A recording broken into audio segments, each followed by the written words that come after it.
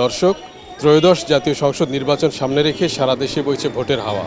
ভোটের হাওয়া বইছে রাজধানীতেও।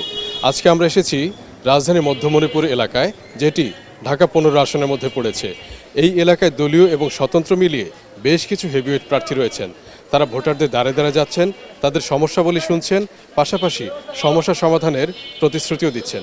চলুন আমরাও শুনি এই এলাকার মানুষ প্রতিনিয়ত কী সমস্যা ফেস করছেন। পানির সমস্যা আছে আমাদের, রাস্তাঘাটের সমস্যা সম্পূর্ণ হয় না, কিছু কিছু জায়গা ভালো আছে, অধিকাংশ জায়গা খারাপ আছে। তারপর খেলার মাঠের ব্যবস্থা নাই বাচ্চাদের জন্য, এমন একটা ঘিঞ্জি একটা অবস্থা রাস্তাঘাটে। হ্যাঁ, তো এখানে যেমন স্কুল সময়টা অনেক জ্যাম হয়ে যায়, তখন চলাচল করতে অনেক সমস্যা হয় যায়, আর মাদকাসক্তের অনেক সমস্যা আছে। ফুটপাতে অটো রিক্সা, তারপরে যে ফুডের যে দোকানগুলো, এগুলোর জন্য মানুষ এক পাও মনে করেন ফাঁকা থাকে না, রাস্তা সম্পূর্ণ ব্লক থাকে, চলাফেরা খুবই কষ্ট এই এলাকায়। বর্ষার সময় প্রচুর জলাবদ্ধতা সৃষ্টি হয়, আর আর চাঁদাবাজির সমস্যাটা একটু প্রকট।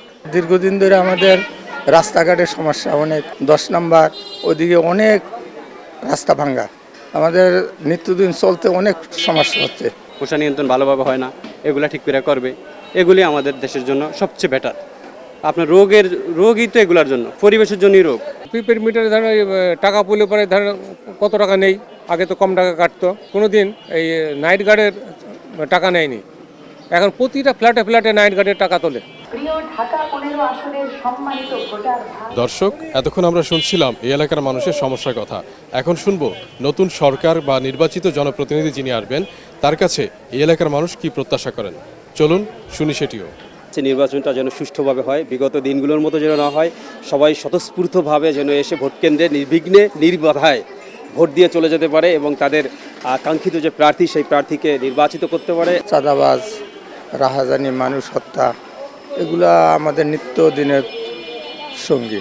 কিন্তু আমরা চাই যে একজন দেশের মধ্যে ভালো লোক আসুক, যারা দেশ এবং জাতির কল্যাণ করবে, সমগ্র মানুষ আমরা ভাই ভাই হিসাবে থাকতে পারবো।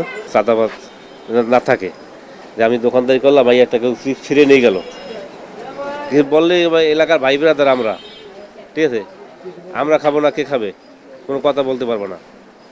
এলাকায় ব্যবসা করতে হলে আমাদের দিতে হবে, এই জিনিসটা বন্ধ করতে হবে।